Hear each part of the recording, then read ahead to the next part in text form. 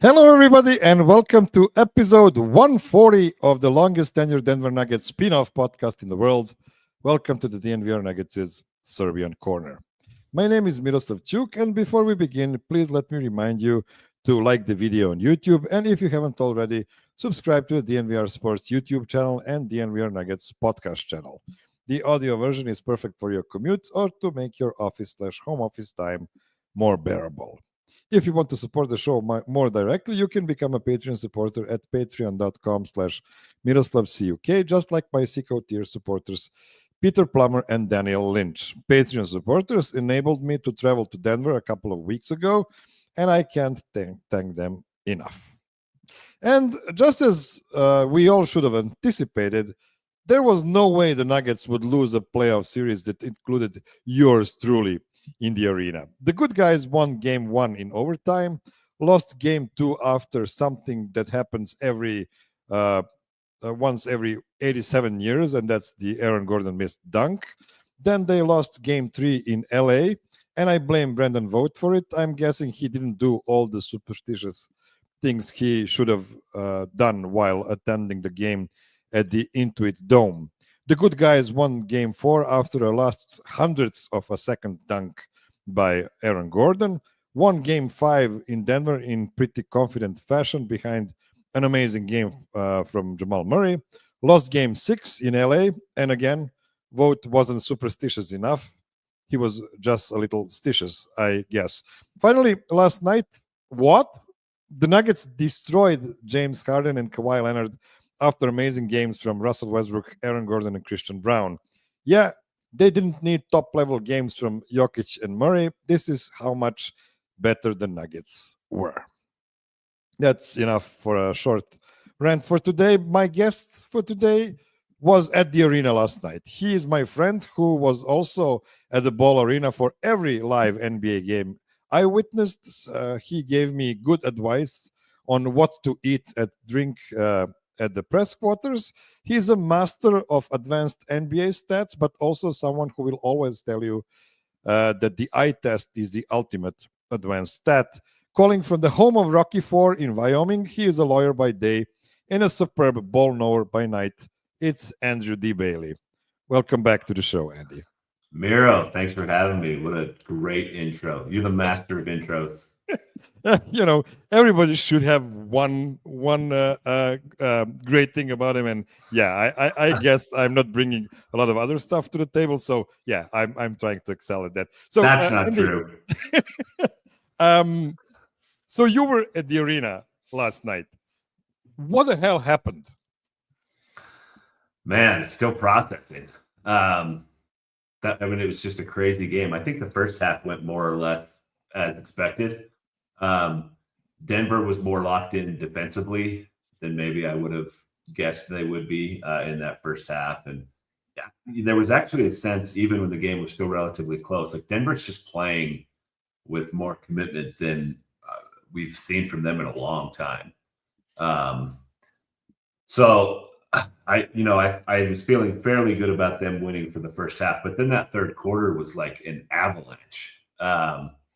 There was just tons of energy from the crowd, from the players, even press row, which is supposed to be all buttoned up and formal and professional. Like we were all kind of like, what is happening here? Just a wave of energy is what it felt like. And what was interesting is I told a bunch of people before the game, when you kind of milling around and people are asking, what do you think is going to happen tonight? I kept saying, I think the Clippers are going to win because I think they're going to have more energy. And I think they have more guys who are just sort of built for playoff basketball. Because, I think length and athleticism are really important at this point.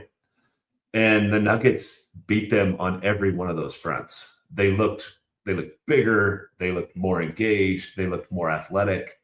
And that last one is the most surprising, maybe, because how many times have we been able to say that about the Nuggets over the last couple of years? It was just like a soul snatching almost. If I had to sum it up in one word, that third quarter was unbelievable. Starting with the first quarter, I thought Joker had really good control over the game. I think the Nuggets went on the first break +6, I want to say, +5 maybe. But then the reserves came in and they just smacked the Clippers. We saw the five of with the Peyton Watson and Russell Westbrook, with Aaron Gordon and Christian Braun and Jamal Murray, and they just murdered the Clippers on defense, and then played really smart on offense. It wasn't a super long stint. It was just a 3-minute stint without Joker.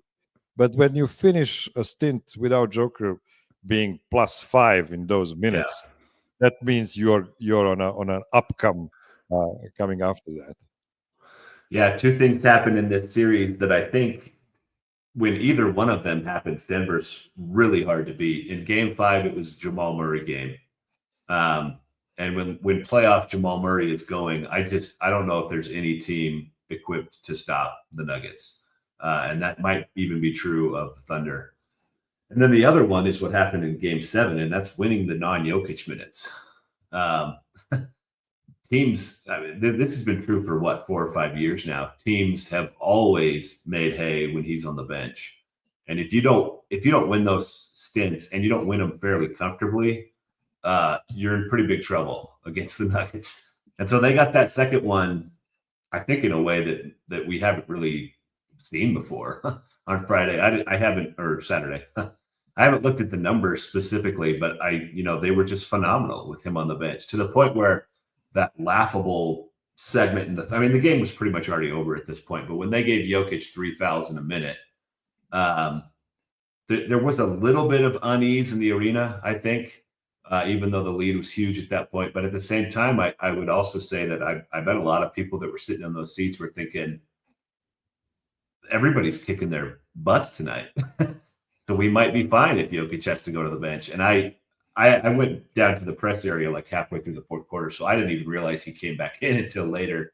But there was a certain point when I thought, man, is he going to be able to sit a quarter and a half of this Game 7? Just such a complete domination from beginning to end. It was a full team thing, which was cool too. I'm sure you saw the stat floating around on Twitter that said they have 6 guys who scored 15 each. Yeah. First time in the history of NBA Game 7s. So incredible team effort. It was a phenomenal in-arena experience. One more thing I'll add. I think this maybe goes to your first question.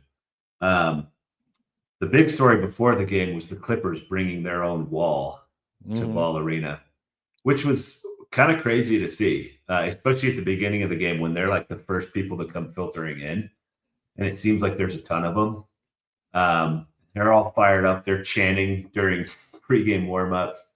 And it was a cool thing for Steve Ballmer to do. But I think in retrospect, it made the Nuggets fans angry. And I bet it made the Nuggets players angry too. And I wouldn't be surprised if that had something to do with the energy that those guys played with. And those poor Clippers fans, what an experience for them. Yeah, imported wall, Clippers wall. I guess that's something a free market is going to enable. Like, if you chuck enough money into a basket, you'll be able to buy whatever you want. And I guess still Ballmer did that. And you know what? Yeah, I think it was a good try on his behalf. I'm also glad that he will not get another chance to do it in these playoffs. Maybe he can, fine tune the plan for next season, whoever they're going to play against. But back to your point about 6 guys scoring 15 points, I'm gonna get some recognition for this, because a couple of hours before the game started, I predicted the Nuggets would win by 5, which usually means I'm not really confident they're gonna win. Honestly, I was super nervous. 48 hours before Game 7, I was super nervous. After Game 6, do the Nuggets have enough energy to do it? Stuff like that. But I also predicted like 4 guys having great games, and said that I don't think anybody's going to score more than 20 points in this game. And by the way, that happened. Like, top score was 22 points in that game, which is pretty amazing to think about. Yeah, Joker missed a lot of shots, but on the other side, he was amazing on defense, and he really controlled the game with his facilitating.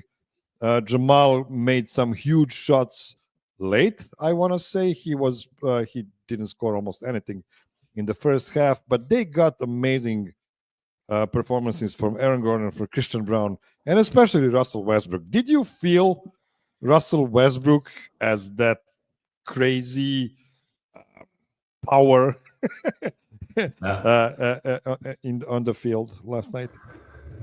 Yeah, as soon as you brought his name up, I kind of thought to myself, it probably took me too long to mention Russell Westbrook, frankly. I mean, he was unbelievable last night.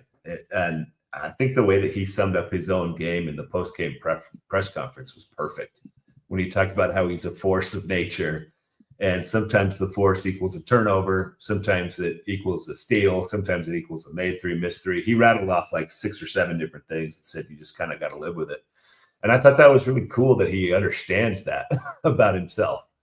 And that's really what he's been for the Nuggets all season. And I've said over and over and over online that I think even after he has rough games, I think the exclamation point on the rough games for him was that Minnesota game where everything fell apart in the final seconds.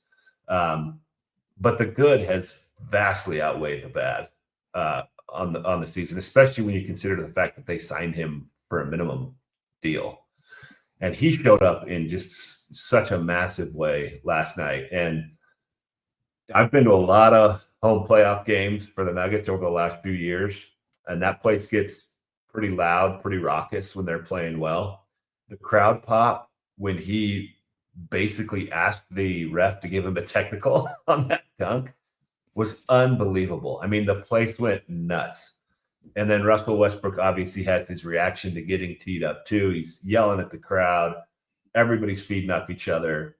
The game was probably already decided a couple minutes, maybe even like a full quarter before then. But it was such a huge exclamation point. And his energy that he brought in that game and throughout the series was just huge. And I think that he's in sort of the perfect role for this point in his career. And what's cool is that he seems to have accepted that role.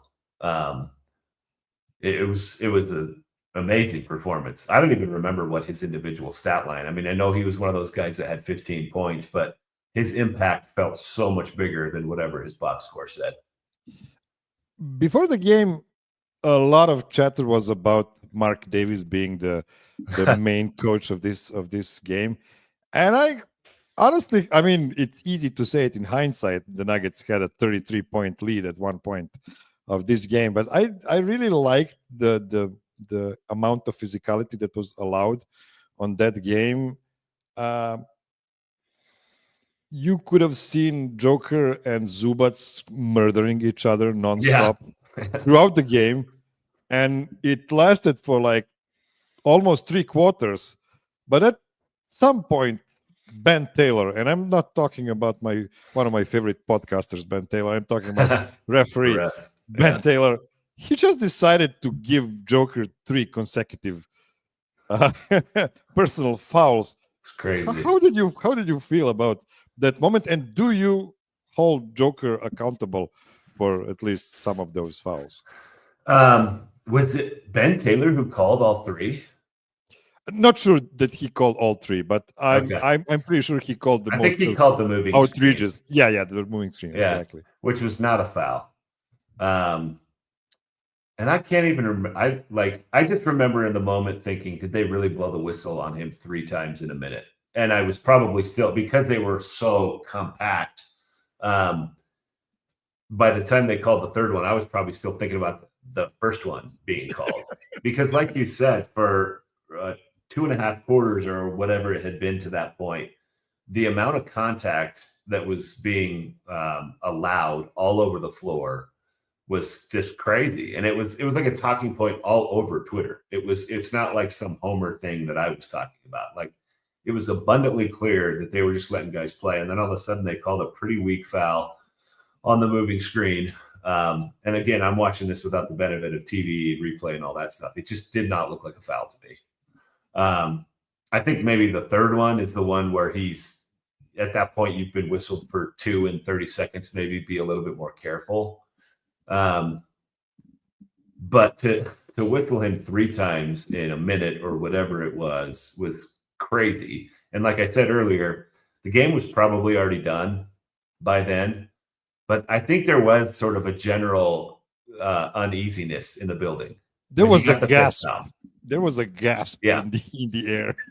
And which is funny. And I think around that time on Twitter, I put something like, I don't think that there's ever been a 27-point lead that felt less safe or something like that. Because the Clippers had already had 2 pretty big comebacks in the series.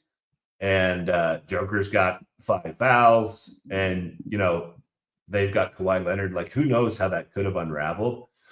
But to a point that you made earlier, it just wasn't going to unravel last night because it was like an entire team effort. It wasn't Jokic dependent as it has been so many times over the years. The Clippers got beat by tons of non-Jokic things. Like I said earlier, athleticism, energy, defense. I mean, I think these are things that Jokic maybe doesn't get enough credit for. But they're certainly not like the first lines on his resume. I mean, that stuff came from guys like Aaron Gordon and Russell Westbrook, and Peyton Watson had some good minutes. Christian Braun, obviously. I mean, they were just so energetic, so forceful. I haven't seen them impose their will on a game like that maybe since 2023 when they won it all. It was really cool to see them flip that switch. Yeah, just a fantastic game, and honestly, it's the 6th Game 7 of the Jokic era, which is mind blowing. Yeah, but at the same time, it must be one of the most iconic ones, even though it wasn't. It didn't have like a crescendo at the end because the Nuggets just ran away with it. Just the energy on defense and on both sides of the court, honestly. I think qualifies that as one of the greatest playoff performances of the entire team of this era. Okay, let's take one short break, and after that, we're gonna take a bit of a longer look at the entire series through the lens of individual players. Don't go anywhere. Okay, so Andy, 24 points, almost 12 rebounds, 10 assists per game on 50, 45, 70 shooting splits. We've heard the reports that Nikola Jokic feels freer to express himself on the court playing for the Nuggets than ever before, similar to how vocal he is when playing for the Serbian national team. He was a great facilitator and a bad finisher in Game 7, but also, as I mentioned, amazing on defense in that same game. How would you assess his play in these past 7 playoff games as a whole? It's a good question, especially since we've seen, I think you and I, we've talked about this before we started recording. I think everyone has seen a lot of talking heads, a lot of prominent Twitter accounts talking about how it was kind of a bad series for Jokic. And I think the only way you can get to that conclusion is if you're grading him on like the ultimate Jokic curve, because he averaged a triple-double, for crying out loud. And stat that I like, mostly because of its historical accessibility, is wins over replacement player. Kind of tries to combine everything a player does into one number. And he has almost twice as many wins over replacement player as any other player in the playoffs right now. And it goes beyond his. I mean, that number is entirely reliant on box score numbers. And Jokic's impact in this series has been about so much more than box score stuff. It was such a huge talking point in game one about, and really just the first half of game one, about how bad his defense was. He was, other than that stretch and maybe a few others here and there, he was excellent defensively in this series, looked very engaged. I saw some stats earlier today about how I'm pretty sure he faced the most shots within 6 feet of the rim or something like that. And he held the Clippers to a field goal percentage that was 6 points lower than their average on those shots. So rim protection, I mean, we've been told for years he can't do it. And he did it in that series. He was engaged. He was moving around. That block that he had on Zubac last night, that I think that was what led to maybe an MPJ run out three. Just a spectacular defensive play and defensive effort. And people who are really plugged into the Nuggets and watch them a lot know this about him, that he can pick it up when he needs to, and he often picks it up in the playoffs. But I would hope, and this is probably a crazy hope, given the nature of the internet these days, but you would think people would see performances like that and realize maybe the narrative isn't fully true about him. I mean, I'll be the first to admit that there are plenty of games over the course of the regular season where he looks checked out defensively. But this was another example that he can just dominate a game on both ends. And it doesn't necessarily have to lead to a huge stat line. It often does. I mean, we've seen some absurd stat lines from him. But last night he had like 16 points or something. I don't even remember how many rebounds, 8 assists, or those may have been flipped. But he was still just a massive impact on the game, even without his typical stat line. So if we're grading him on the Jokic curve, I'd maybe give him like a B+, A-. I think he gets good, like really high marks for defense. If we're grading him on the curve of every other player in NBA history, that was an A+ series. I hate to do this because we are in the time of celebration and we shouldn't come back to the old feuds. But I feel that, especially in this regular season behind us, the big war between Calvin Booth and Michael Malone resulted first in Michael Malone only wanting to play, veteran players, even though he didn't have any veteran players on the roster because, he was forced to play young guys. But then to overcompensate on that, he just relied on Nikola Jokic just too much. Like he was pushing that button over and over and over again on offense. And of course, that resulted in pretty bad defensive efforts from his side during the regular season. Now, I'm going to put you on the spot here and ask you something pretty difficult. How would you compare Jokic's defensive effort right now with his 2023 playoff defensive effort? And could you even do that? Yeah. From such a time distance? I think that's a fair question. And this is going to sound like kind of a silly answer, but I feel like they're about even. I think we saw like Jokic kind of is able to shift up and down his defensive effort pretty seamlessly. And I don't think he ever gets, he very rarely gets higher than like third gear in the regular season over the last few years. And I think the reasons for that are understandable. He doesn't want to gas himself out. Like you said, he has a ton of responsibility on the other end of the floor, especially under Malone. He doesn't want to get in foul trouble. I think those are all fair things. I think last night was a fifth gear game. And I think most of the 2023 playoffs were fifth gear games. Other times I've seen him hit fifth gear is in international play. I almost every time I watch him play with Serbia, he seems like he's very locked in defensively. I'm sure you will remember this. It's a Nuggets audience, so a lot of them probably remember it. But there was a qualifying game against Greece, however many years ago that was. He was guarding Giannis one-on-one and doing fine. Nobody's going to stop Giannis completely, nobody in the world. but he was moving his feet. He was staying in front of him. He was contesting shots. I think people just have this image in their heads that they probably picked up off of Twitter lowlights or maybe one or two games they saw of Jokic in the regular season, that he's slow and plodding and doesn't care about rim protection. But when he wants to crank it up to that fifth gear, as he did last night and as he did throughout the 2023 playoffs, he's a very impactful defender. He's probably never going to compete for a defensive player of the year or an all defense nod or anything like that. But he can get to a point where he's very difficult to deal with on that end. One more thing. Sorry, I'm rambling today, but the other thing about him defensively too, you hear so many stories from other players around the league that are like, how did Jokic know what we were going to do? And that's a big part of being an impactful defender too. I think hustle and energy are probably bigger, but a lot of times he's sort of the middle linebacker out there for them. He's calling out plays. He's telling his teammates where guys are going to go. We've heard stories about him like positioning all four of his teammates on the floor to blow up a play before it even gets called.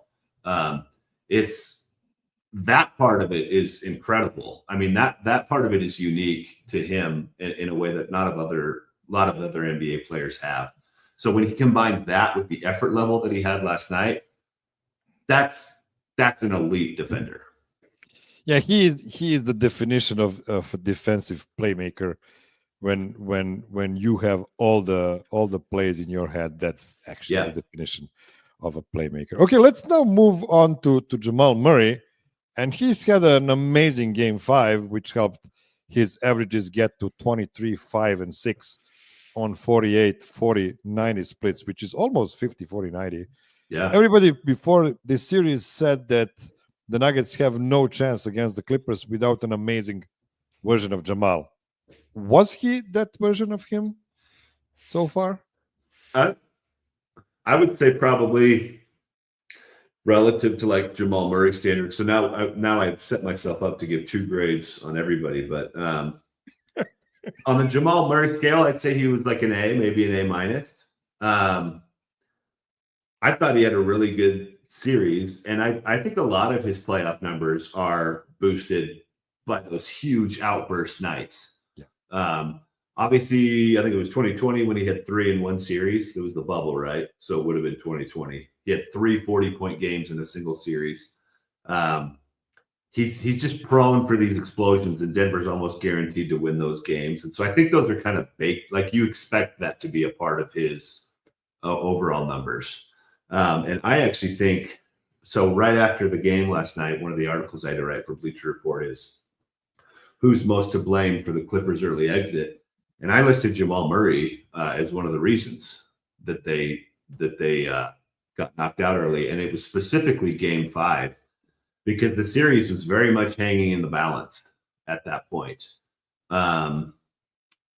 It was mostly close through the first 4 games. They needed that miraculous Aaron Gordon buzzer beater to win one of them.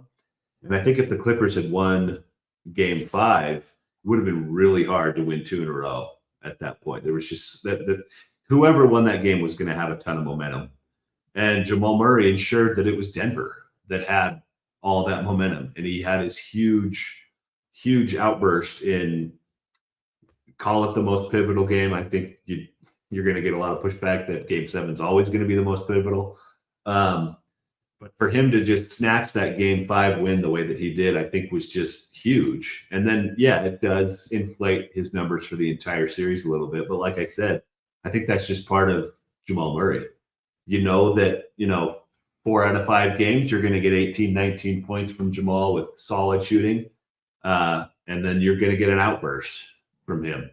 And generally speaking, it's been good for Denver. I just loved that game 5, mostly because it was a free win. And I mean, when you have a guy shooting that well, being in a God mode like that, that's a free win. You just need to be, on par with everybody else on the court, and you're probably going to win that game. Exactly like the Clippers did in game 2. that amazing outburst by Kawhi Leonard. So yeah, I guess you could even. I think Jamal Murray has been better than Kawhi Leonard in this series, which is pretty crazy thing to say after first 4 games. That's interesting. Kawhi just didn't kill the Nuggets anymore after that game too. There was, when he had his huge game, and that was game 2. Yeah.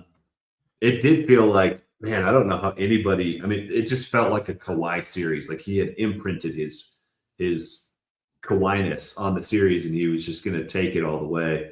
But yeah, his impact was just kind of muted from that point to the rest of the series. Not that he was bad. And as soon as you said that you thought Jamal Murray was better, I'm thinking maybe I should cook up one of my Twitter blind polls, because that would be really interesting to see. If you've got the 2 best players in the series, it's going to be hard to lose. And I think you might be right. I think there may be an argument that Denver had the 2 best guys in that series. I mean, it's fair to say that James Harden was their best player up until he was good 7. But then he's got the egg in game 7. Yeah. So what do you do with that? Who could have seen that coming? I mean, I was in complete and not me. Shock. Apparently, I was telling everybody the Clippers were going to win. Yeah, we were just shell shocked from game 6. I guess. Okay. Yeah, probably. Let's take one more break, and then we're gonna talk about my favorite Nugget. Don't go anywhere. Okay, we are back, and Aaron Gordon averaged 19, 6, and 2 on 51, 29, 87 shooting. But I don't think those numbers describe how amazing he was in these 7 games. He did so many little things that don't show in the box score. What did you feel about his series so far? You summed it up well.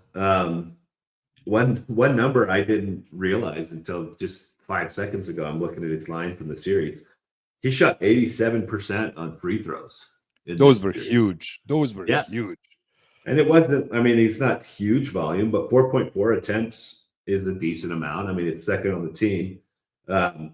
His transformation as a shooter over this year is pretty incredible.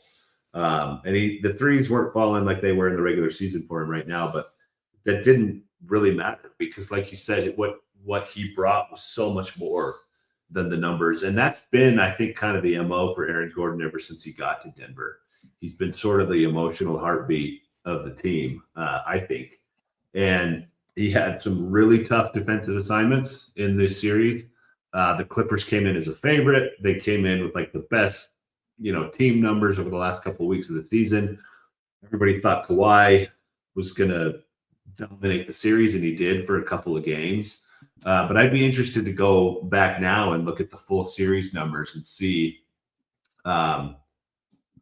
what Aaron Gordon gave up to Kawhi Leonard on shots that he defended. He was phenomenal. The bully ball inside was fun.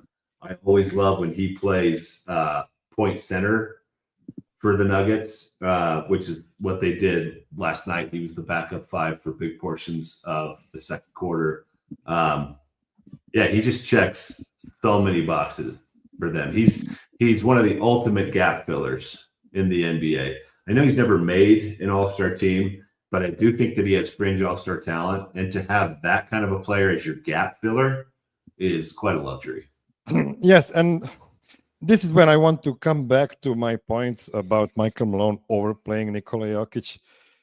At one point of this season, it looked like Nikola was surrounded by a bunch of scrubs. Nobody was contributing on a consistent basis, and that's just because nobody was empowered to play as well. And then we remember, we actually have those 4 guys around him or 5 guys around him that are actually really, really good at the game of basketball. And I'm really glad Aaron Gordon is also as vocal as Nikola is, both on offense and defense, which is really important.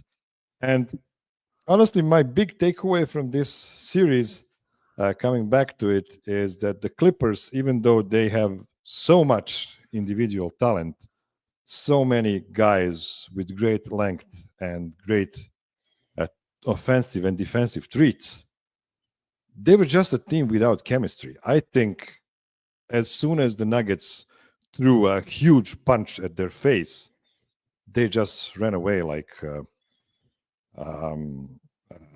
what's the word? There's a cool band. Jesus, I can't remember. They ran wanted away to make like the guys in Monty Python, the Holy Grail. yeah, you could say so, like the soccer championship from the Monty Python. Greek philosophers versus the Western European philosophers. Yeah, I guess so.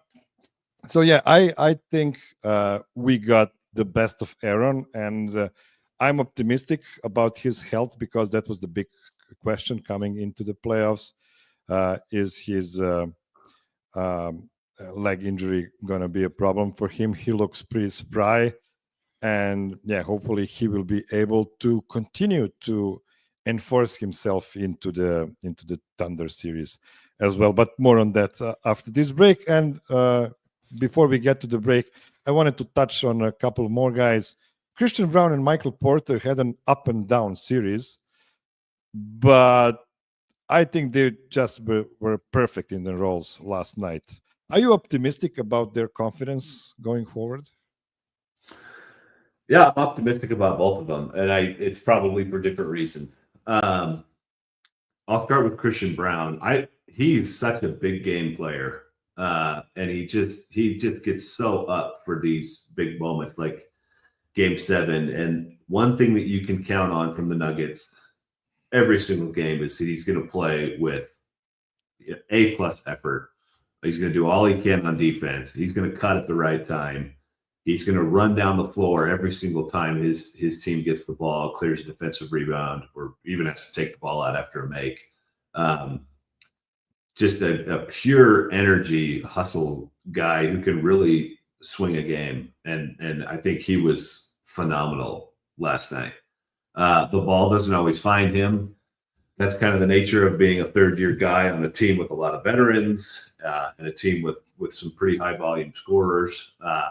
But he doesn't let that affect his effort. I mean, there are plenty of basketball players over the course of history who just, if you're not getting the ball and you don't get to be the focal point, you don't try as hard at all the other stuff. And that's just not him. So even if his numbers don't like leap off the screen, I think he's one of the most reliable players on the Nuggets. Maybe second only to Jokic in terms of just, I know that he's going to do those things every single game.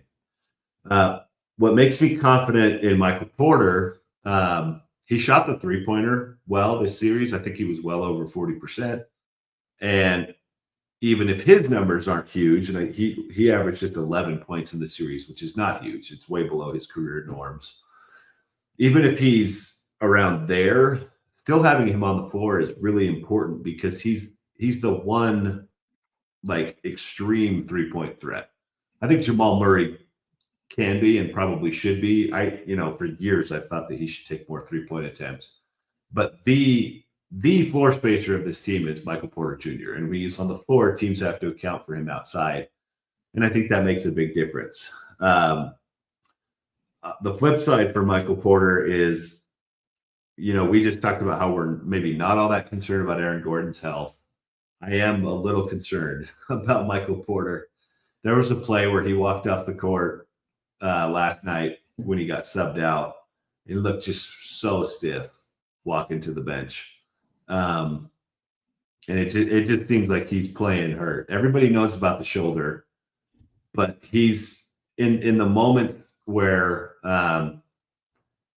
he's got to go to the bench or whatever else. He just looks really, really, really stiff and sore. And I'm sure his back is him right now. And kudos to him for battling through it and finding the energy he needs and the motivation he needs to keep going out there, keep hitting threes, keep trying on defense. I think he's hurt.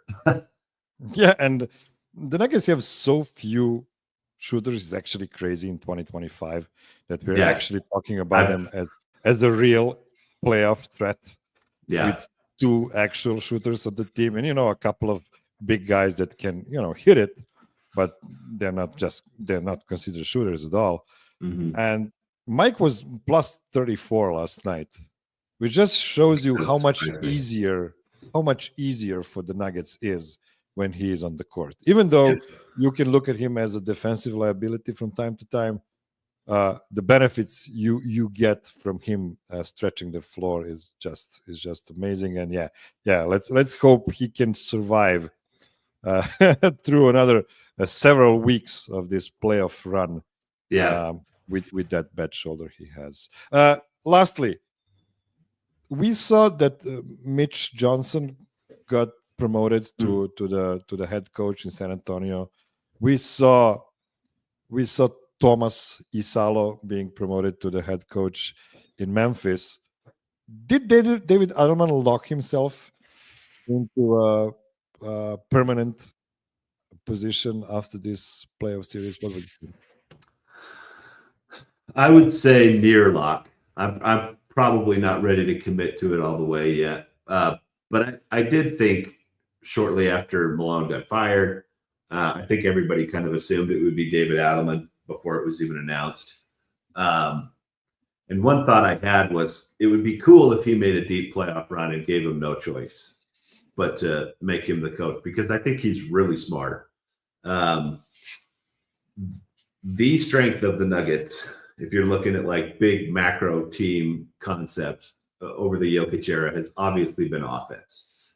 And Jokic deserves a ton of credit for that. But Adelman has kind of been the offensive coordinator for a lot of this stretch. So he gets credit for that. It seems to me like he has good relationships with his players.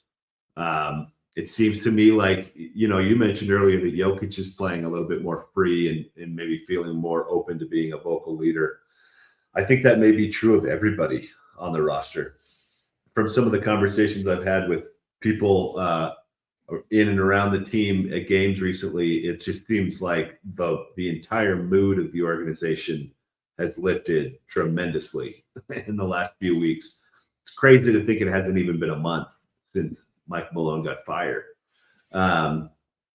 But there is a very, it's almost palpable difference between how everybody around the team feels and is just sort of moving. And it's, I think Adelman's got to get some credit for that. He's got, he knows all these guys.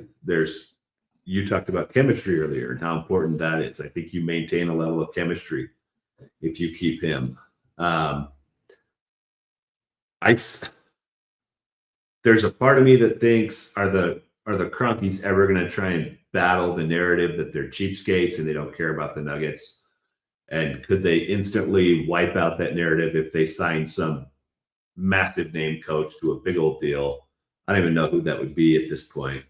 But I have thought about that as a possibility over the last few weeks. But the way he's coaching, for them to beat a team that everybody thought was going to beat them in the first round, if they have a good showing against the Thunder, I think he's in pretty good shape right now. I think if they beat the Thunder, then it's like definitely it's a done deal. He's coming back. But that's it's going to be a mighty tall task. Yeah, I have to agree with you on all accounts. The only way I could see David Adelman not being the head coach next season is if they just hire a GM that doesn't like him. Or that, yeah. A GM that will just want to have his guy as the head coach. That's the only way I can see it. And honestly, the Cronkies should think about that as well. Like, should we get a GM that doesn't like our guy? I don't know. It's hard. I'm biased towards David Adelman because he is the son of Rick Adelman, who was the head coach for Sacramento Kings. That was the most fun NBA team of all time, possibly with Divac and Stojakovic. That's a huge connection for me from 25 years ago. And I just love that legacy, and I hope David Adelman gets the chance to be the Nuggets head coach for as long as Michael Malone was, and that was a very successful tenure too. Yeah, I would love to see him get a shot too. One thing I do not want Denver to do is what so many organizations do, and they just go get a retread there are so many NBA coaches that have failed at like 5 different spots, and they just keep getting jobs. I don't think this is a possibility, but I'm just going to use this name as an example. If they went out and got a Doc Rivers type, I think that would just be terrible relative to keeping Adelman. I think he's probably earned the chance to get a real run as the head coach, but I'm not, like I said, I'm not quite at lock status yet. I saw great tweets today, and I'm not going to give credit because I'm afraid I will give a wrong credit because I'm not sure. But if you hire Doc Rivers or James Harden, what do you expect? Yeah, I saw that too, and I can't remember who it was either. It might have been Josh Eberle, but it's. I'm 90% sure it was him, but I'm just afraid. It's a fair thing, and I actually get it a little bit more with James Harden than I do even with Doc Rivers. The coaching carousel in all professional sports fascinates me. It's like once you get on that thing, you're going to have to move a lot, but boy, you are set for life. Yeah, that is true. And if you go to Phoenix, you're set for many lives. Yeah, because you can just coach for 1 year and get 5 years of top level coaching. The best gig in sports is getting fired 1 year after your NBA coaching contract is signed. Okay, let's take one more short break, and then we'll try to talk about the upcoming Thunder series that's coming up tomorrow. Oh my God! Don't go anywhere. Okay, so let's preview the Thunder series real quick. We only have one segment to do it. It's bloody tomorrow. So what do you expect to be the key matchups in this series? This isn't going to sound revelatory or anything, but how much can Chet and Isaiah Hartenstein slow down Jokic? I think we just saw probably the best single Jokic defender in the league in Ivica Zubac. And I think what makes him so difficult for Jokic is he's really long, which is something that helps against Jokic, but he's also just tremendously physical. Yeah. And if there's a knock on Jokic over the last several years, he can obviously handle physical play. You don't get to his status as an NBA player without being able to do that. But I do think that it's not necessarily the physicality that gets in his head. It's the ref's reaction to physicality that can get into his head. When he is getting pounded on by a guy like Zubac and the refs aren't calling anything, I think he gets mad. And sometimes that rattles him a little bit. Chet and Hartenstein don't really have that ingredient. They're both long. Chet's very athletic in a unique way. And I think maybe Hartenstein can bang with him a little bit, but neither one of those guys is anywhere near as strong as Zubac. So if Denver is going to win this series or even keep it close, I think a big part of it is going to be Jokic just putting up more of these like typical Jokic 30, 35 point stat lines that we've gotten used to in the playoffs over the years. And then the other thing, OKC has so much waves and waves and waves of perimeter defense that they can throw at Jamal Murray. Estimated plus minus, dunksandthrees.com. It's one of the most trusted catch-all metrics in NBA front offices. I want to say it's like 5 Thunder guys, maybe 4 perimeter guys ranked in like the 90th percentile or higher in defensive estimated plus minus. Jalen Williams is a great perimeter defender. Alex Caruso is maybe the best in the league. Cason Wallace is good. Lou Dort, I think, is maybe a little overrated, but he's very good, and he's kind of a wild card in the sense that his physicality could cause a real problem for Denver in terms of like he could hurt somebody. They're loaded with perimeter defense. And Jamal Murray and his production has been such an indicator for the Nuggets for years. If he has big games, they're really hard to beat. If he can be neutralized or even turned into a negative, it's really hard for Denver to win. And I think OKC, they can frustrate him in a way that I'm not sure any other roster in the league can.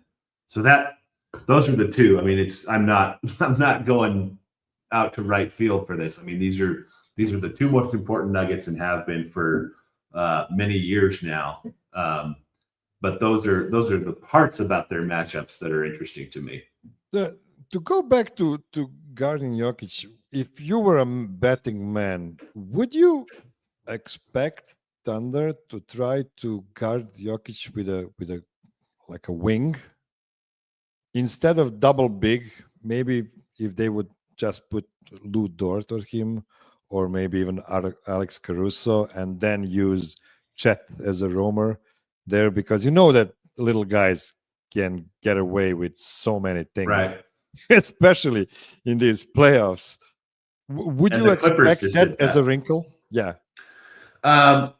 They may try it. I don't think that'll be a regular look for them. And they do have some stout perimeter defenders. Like, I think Dort is probably the best example, but Jalen Williams is pretty strong too. The thing about those guys is they're all very, very good perimeter defenders, but none of them are like huge wings. Like the famous Rui adjustment that the Lakers made was fascinating just because Rui's huge. I don't think people realize how big Rui Hachimura is. He is a big guy. He's physically like as big as LeBron is. And so that's what made that matchup kind of interesting to me. And even he was, I think, just flat out too small for Jokic. And he's probably 3 or 4 inches taller than a guy like Dort. And so he can do all the Dort stuff that he does. And I'm sure he would if he was matched up with Jokic. But I think the size difference is just so immense there. I think he's like 7 or 8 inches taller and probably 100 pounds heavier, or I don't know, 60, 70, something like that. So they may try that, but I don't think that'll be the go-to look for them. What I would expect is they'll start the double big lineup with Chet and Hartenstein. They're going to have Hartenstein do his best to bully Jokic and still keep Chet as the roamer. And Chet, he's another phenomenal defender. He's not in that group of people that I listed because I was just talking about perimeter defenders, but I'm pretty sure he's above the 90th percentile in defensive estimated ±2. Just so mobile, such great instincts as a rim protector.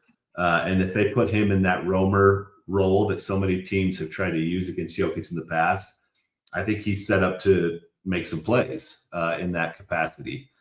But, I mean, this has happened to plenty of teams over the years. If you overcommit to Jokic, you leave yourself exposed to the possibility of a huge Jamal Murray game, to the possibility of like a 5-3 game from Michael Porter, to the possibility of 4 alley-oops to the dunker spot with Aaron Gordon. Like it's every single game against Jokic, it's a pick your poison scenario.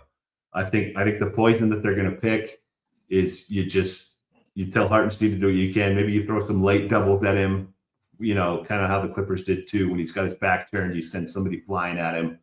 They're going to try a bunch of different stuff. But I think Jokic is mostly going to have the puzzle figured out for the bulk of this series. Let's now go to the other side, the Nuggets defensive side. If you would pick one flaw of this Thunder team, is that their half-court offense is somewhat limited because they don't have a lot of creators, on-ball creators in their starting five, other than SGA, who is amazing as an isolation player, and he can do a bunch of stuff with the ball. But if you are able to slightly limit SGA, you might get into position to have a real series against them. So who would you think would have the best chance in slowing SGA? Is it Christian Braun, Westbrook, Peyton Watson, or maybe just a lack of calls in the playoff environment SGA would get? I think you probably hit on several things that could happen if this series goes well for the Nuggets. I think it means that all three of those guys had good moments defensively, and I think it has to mean that a lot of the foul baiting stuff goes uncalled. That happened a lot for James Harden in the first round, and has happened to James Harden many times in his career. Once he gets to the playoffs, the whistle slows down for him. And if that happens for SGA, that's obviously a win for Denver. I think Peyton Watson is just a super interesting player. I thought all series throughout the first round, I understand why he played as little as he did, but the times that he was on Kawhi Leonard, I felt like I felt as safe with him as I did just about any other Denver Nuggets defender. His length and his ability to move and his ability to recover when he is beat, I think is really unique. He's a phenomenal defender. So I think he'll get his shots at SGA. I think Westbrook will get his shots to be that force of nature that he described himself as after Game 7. But the most important guy, I think, again, is going to be Christian Braun. And there were stretches of that first round series against the Clippers where he really neutralized James Harden. I mean, James Harden did this to himself a bit in Game 7, but Christian Braun bears a lot of responsibility for what happened to James Harden in Game 7. And if he can at least, I think if they can hold SGA to like mid-20s, which is where he was against Memphis, they've got a shot. If SGA is taking 10 free throws a game and he's closer to his regular season average, the math gets a lot more difficult for the Nuggets. But I do think they are capable of making this harder for him than it was in the regular season. I just wish the Nuggets could loan Alex Avramovic for a couple of games for SGA in particular. But yeah, that's not going to happen. Let me ask you a question out of the left field. And by the way, I've learned how that expression started back in the day on a I never baseball know if court. it's left field or right field, but it probably means the same thing. pretty much. Which Nugget do you expect to have the best series compared to what is expected of them? So on a scale. That is a good question. I'm going to go with I'm going to use national expectations, and I'm going to go with Christian Braun because I think the higher the stakes raise, the more he is going to raise his intensity with them. It's fascinating that I say that. Like it sounds like I'm describing Jamal Murray because for years and years and years, his game has obviously just gotten better and better and better as the stakes rise. But I think there's an element of that with Christian Braun too, and he doesn't have the defensive attention to deal with that Jamal Murray is going to have in this series. And in OKC, we saw this a lot with the Clippers, but there were a lot of possessions where they just ignored Christian Braun because the playoffs are often, pick the guy that you're just going to let shoot and devote more attention elsewhere. And I think the Thunder are going to do that even more dramatically than LA did. And I think there are some games when Christian Braun is really going to make him pay for that.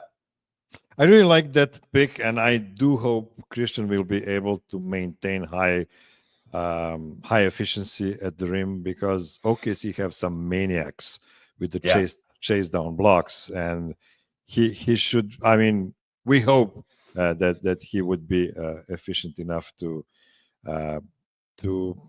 just dunk everything. I think that's the key. Like, don't try any cute layups. Around those guys. What's interesting about him is he does finish with dunking a lot. I can't think of many other players. Like, there's got to be multiple historical comparisons, but I can't think of a lot of players who are like him that would approach the rim at full speed the way that he does and still be able to lay it off the glass as softly as he does. Like, generally speaking, if you are running full speed at the hoop, the easiest finish is the dunk.